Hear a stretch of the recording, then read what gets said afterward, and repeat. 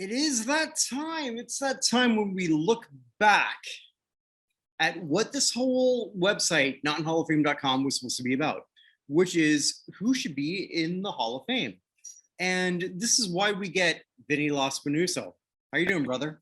Doing good. As I said, a whole week of school gone by, and I'm ready for the next several weeks, and then I finally get out of here. Oh, so which school is that? For those who don't know you. Yeah, because this is my final semester. No, but I mean, there are some people who are wondering, like, why is this old guy talking to this young guy? So, like, you're at Hofstra. So, like, yes. For those that don't know, I don't let my beard fool you. I'm actually 22 years old, and also don't let my age fool you. I know a lot than most people that are older than me. Absolutely, yeah. Which is why you and I became sort of acquaintances / friends in the online world, because you and I both have passions about the Hall of Fame, which is why in the notinhalloffame.com network, I came up to Vinny and I said, like, hey, we should come up with a show that says Vinny makes the Hall of Fame case for. And this is episode 3. And I don't tell Vinny who it's going to be. He tells me. And in episode 3, it's Buddy Parker. And I was pretty happy about that. So just for a brief synopsis, who is Buddy Parker for those who have never heard of him? Well, for starters, his name is actually not Buddy. Buddy is his nickname. His real name is Raymond Klein Parker. Buddy was only a nickname of his.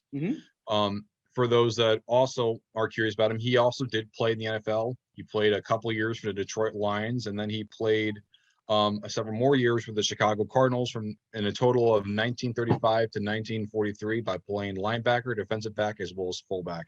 So he was on both sides of the ball during those early years of the NFL. And he also did win a championship in 1935 for the Detroit Lions. Yeah, and we'll see this team. But to be clear for everyone listening, if you're not aware of who Buddy is, Vinny's not making the case for him as a player. No. Either way, like when you're inducted as a coach, it's not like with basketball where you get inducted for multiple different things. With football, even though it's inducted for one thing, in some cases, like in the case of like Dick LeBeau, they measure everything. But even the playing around alone is not going to get him in. What's really going to matter for him is his coaching. Yes, his coaching. And I think what's really interesting, like you and I have talked for quite a while, and the Detroit Lions, I think for anyone, God, like I'm 49, you're 23, 22. Okay. So as much older as I am than you, Vinny, in my life and in your life, the Lions have sucked. Yeah. Which is yeah. Right. Well, yeah. Which is fascinating considering the fact that I'm more than twice your age.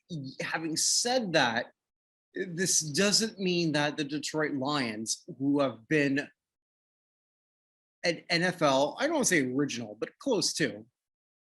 1930. It's 10 years afterwards, but it's close.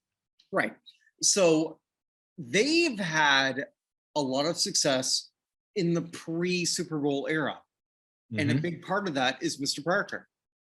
Oh, yeah. Like the Lions themselves, they've been to the playoffs 21 times, and they only won a total of 1 playoff game since the merger. And before that, they had a total of 8 playoff appearances, winning 4 championships. So it's not like this team doesn't have success. They do have success. They just haven't had success in like almost like 60 years now. But it is still success nonetheless. And even though a lot of people don't really like to talk about it because many people don't like to act like, again, it's a very similar situation with Charles Follis. Very, very few people, even voters, don't really like to mention errors before, you know, the NFL started. They may say they do research, but if you're not putting them in, how much do you really care about them? Let's be honest here. Right. And with Buddy Parker, this is a guy who, for a while, I wanted in 2020. I thought that had been a good chance for him. He didn't make it. Well, okay. And last so let's back up here. So when you say 2020, Parker had not been a finalist ever. Never. And he was mentioned as one of the 20 in the Centennial class. He was one of the 8 coaches that were considered. Right. You have Tom Flores, and you know who's obviously made it now, and Dick Vermeil, who's going to make it. You have Jimmy Johnson and Bill Cowher, who made it from there. You also have Don Coryell, who a lot of people want, and then you also had Mike Holmgren, and then you had Dan Reeves. That was the 8 people that were listed. Okay, and so before we go any further, do you, and this is my opinion, that it's kind of asinine that it took this long for him to even be a finalist. Would you agree? It's ridiculous considering how those Lions teams that he was a part of, the teams that he coached, I can tell you right now, those teams had like 5 Hall of Famers on them, and they're there because of him. And there's also the executives too, but we'll get to that another day. But those were his teams that he coached. And the reason why I think Buddy Parker, in my opinion, is the most deserving coach in the Hall of Fame, and that is including Clark Shaughnessy, Don Coryell, Sport Donnelly, any other. The reason why I believe he's the most deserving that's not in is because, 1, he's before the merger, so that's going to be interesting for me. But also, 2, he, during his entire time, when he was with a single team, when he was with the Cardinals, when he was with the Lions, and when he was with the Steelers, he's never had a losing record with any of those teams, and he actually had a better overall winning percentage than a Dick Vermeil, who is going to make it this year in 2022. And that's no offense to Dick Vermeil, but at the same time, Buddy Parker is only one of 2 championships. He's only one of 2 head coaches to win 2 championships. That's currently not in, that being George Seifert. And with Buddy Parker, he literally started a dynasty for the Detroit Lions during his time from 1951 to 1956. The only reason why he didn't win the championship in 1957, even though I credit him with it, is because he decided to leave and join the Steelers to become their head coach. And what's also important to understand is that besides the Lions, the other team that was very competitive during this time, and besides also the Rams, was the Browns. And the Browns and the Lions have a very historical rivalry dating back to when the Browns joined the NFL in 1950, coming from the AAFC along with the San Francisco 49ers. And they met each other a total of 5 times in the playoffs, 4 of them being in the NFL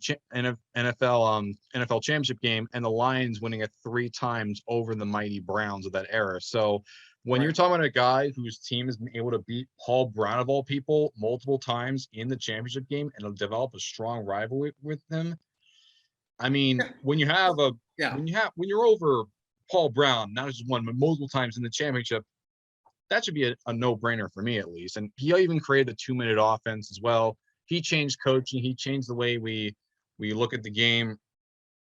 I think just alone, he deserves to be in the Hall of Fame for that. All right, so you brought up 2 things that I want to bring up and discuss a little bit further with you. First thing is 1957. I won't say that he bailed on the Lions, but he bailed on the Lions. Okay, all right. So he bailed on the Lions, who went on to become the NFL championship team. Yes. If Parker stays with Detroit and they become a championship team with him as their boss. Yeah. Is he in the Hall of Fame now? What do you think? Yes, he would have already been in the Hall of Fame. I guarantee you he would have, mainly because they would look at the 3 championships. But I think with the voters, he's been close last year, but just missed to Tom Flores. He was close this year, but he just missed to Dick Vermeil. Like, honestly, at this point, it feels like I'm getting kind of duped by the people that are reporting. Like saying, oh, he has the likely chance. Like, honestly, guys, like, I don't even believe them, because it feels like with Buddy Parker, he's sort of like a bait that it feels like some of the writers are kind of giving in my face, like, here's Buddy Parker, here's Buddy Parker. You can't get him. It's ridiculous. And I feel like even though they don't know what's going to happen, at the same time, it just gets frustrating, especially when you have someone like Buddy Parker and you always keep hearing over and over again, like, oh, he's before the merger. He's not as likely. It gets very annoying. And especially, right. I don't know, like, I just feel like considering they might reduce it, it's going to be tough. And I hate always being that negative Nancy, but I feel like they kind of want me to. They got to put Buddy Parker in the Hall of Fame. He started a dynasty, and when he was the coach of the Lions, his team was worth something. They're not worth anything now. Or have been since. Okay, they're worth some, but you're alive. Have been since I'm alive, which is depressing, considering how much older I am than you. The second thing, though, that you brought up was the 2-minute offense. Yes.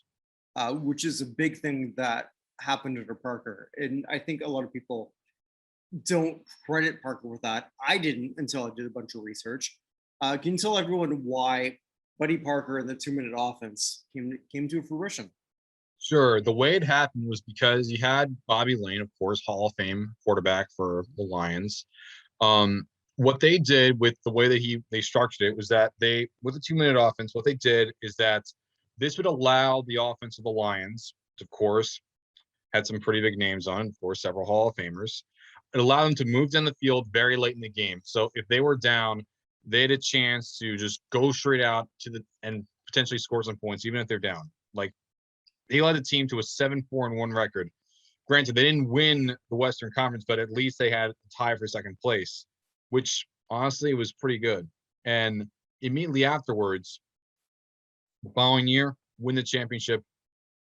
First, they won the conference playoff over the Rams, which were also a very dominant team of the day, and then they won the championship over the Browns. So not bad, winning 2 playoff games in your second season with the Lions, and of course winning, having a better record the following year and beating the Browns yet again. Okay. So what do you think Parker's chances are in the next few years? I don't know. I feel like, considering that the people that are involved keep saying, oh, they should reduce the number of coaches, because for some reason, and I'm tired of hearing this too, but I feel like they don't really. I feel like they just keep pushing off coaches because they just want a player from an era they grew up with, and I understand why, but it can get kind of tiring too. It's like the idea that, oh, there's not enough deserving coaches, even though there's many deserving coaches, and there's not enough deserving contributors, even though there's many deserving contributors.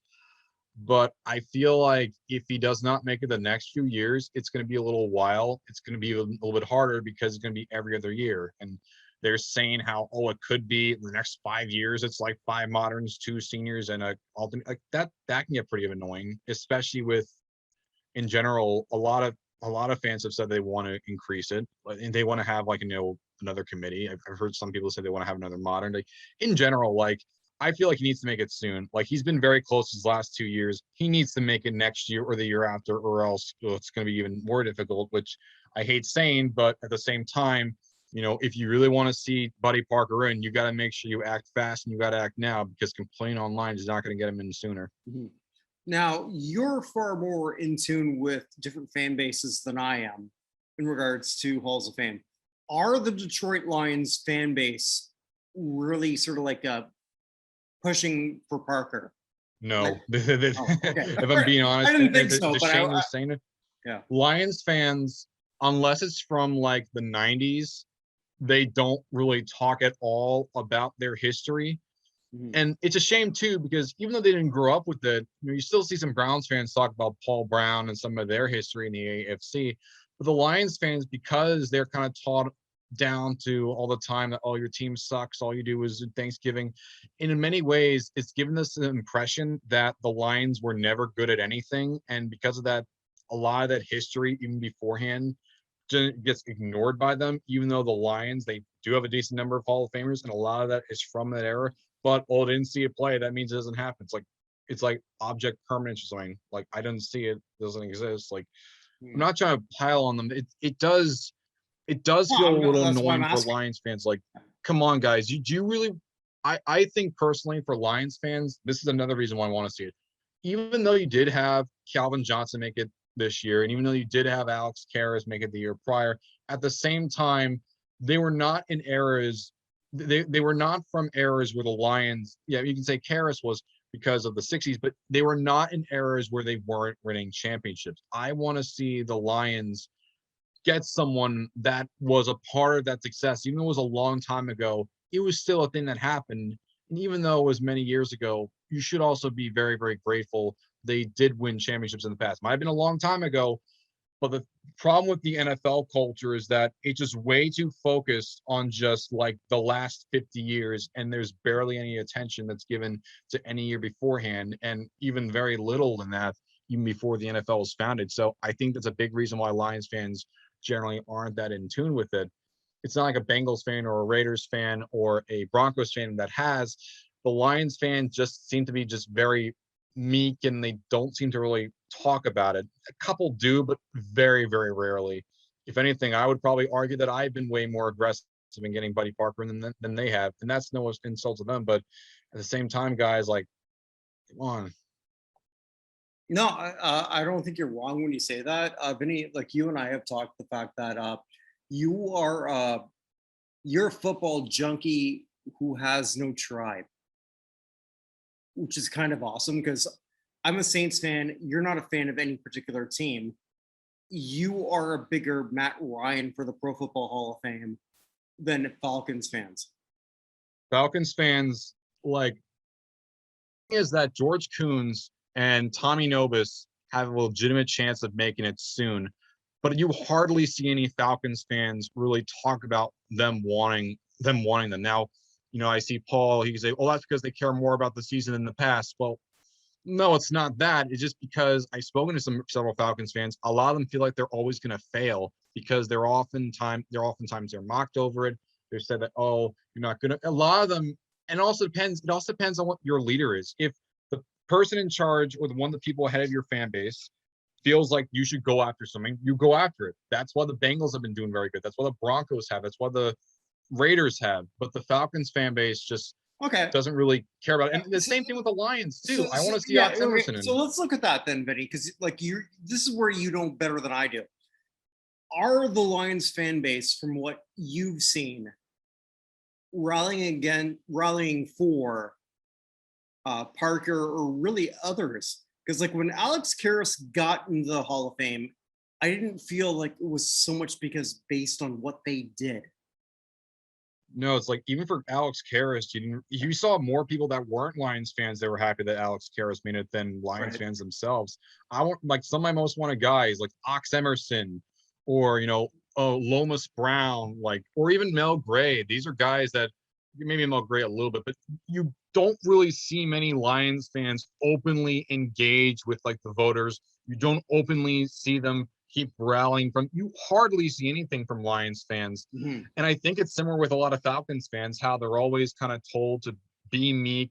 They're always kind of told to be passive. They're always kind of looked down upon by a lot of people. And I think because of that, they're a little bit afraid to really go out there and support it. Now, there's some that defy this, like the Bengals fans. They get this a lot. But the difference is that the people in that fan base feel more riled up because they're a little bit younger than the AFC. You're dealing with these other ones. And I think in general, because the Bengals are left out in many cases, they have more reason to go after it. Whereas for the Lions, they just feel meek relentlessly. And because they feel so passive because the team doesn't do anything, it kind of leads to a team itself that it feels like they don't go further. Now, I could be wrong. There probably might be some Lions fans out there that really want to see Buddy Parker. There might be some that want to see like a Lomas Brown or Knox Emerson, like, Ted, he's from Detroit, and he kind of explains that they don't go as far out. But yeah, and Ted's part of a group that we have, just for people who are listening. Ted Crockett, who is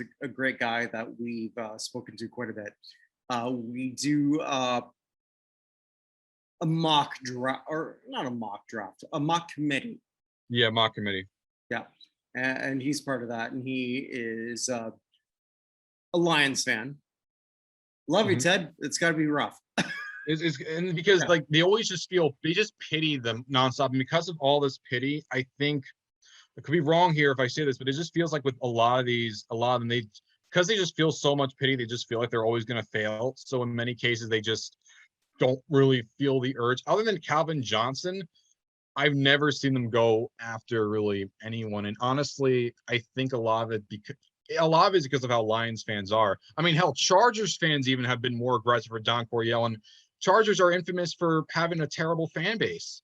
And come on, Lions fans, I'm not trying to rail on you, but when even Chargers fans have more incentive to go after Don Coryell, and I know it also is a generational thing, and because I also know it's because a lot of the media does not talk about the NFL before the merger. But I mean, do you guys care about your own history? Do you want to talk about the time when your team was good? Might have been back when your grandpa was still alive, but it was still something.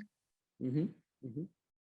Right. Do we ever think that Parker's going to get in the Hall of Fame? What do you think? He's going to make it eventually. I just hope it's soon, because you keep told that, oh, it's going to happen, and it doesn't happen. It's like, oh my god, it's just, it has to happen soon.